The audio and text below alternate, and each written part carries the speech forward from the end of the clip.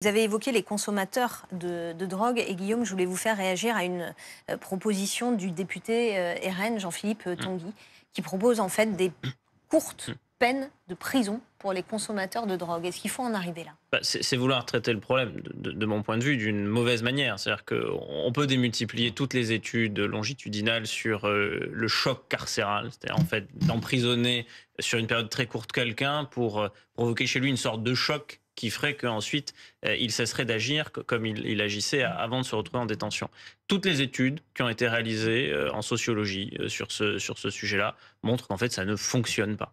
Ce qu'il faudrait faire plutôt pour sanctionner le consommateur, c'est le sanctionner financièrement. Le problème des amendes forfaitaires délictuelles, c'est que seules d'entre elles sont recouvrées. Hmm. Donc, si vous avez des mesures qui financièrement ont plus d'impact, par exemple des saisies conservatoires sur salaire, ce qu'on peut faire dans d'autres affaires et dans d'autres cas, probablement que ça donnerait davantage à réfléchir que d'essayer d'emprisonner 3 jours des personnes, d'autant plus que les maisons d'arrêt, là où on enferme les personnes pour les courtes peines, sont totalement saturées. Donc il y a un problème de faisabilité et il y a un problème d'efficacité. Il faudrait peut-être, de mon point de vue, sanctionner le consommateur, oui, mais le sanctionner financièrement. Ça, c'est efficace. Et en plus, vous l'empêchez de reconsommer puisqu'il n'a plus les moyens financiers d'aller se droguer. Donc, sur le plan de la sanction, ça peut fonctionner.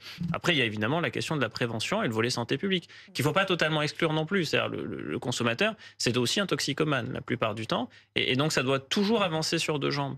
C'est trop facile de dire on ne fait que sanctionner. Non, il faut sanctionner et soigner, parce que sinon ça ne peut pas évidemment être efficace.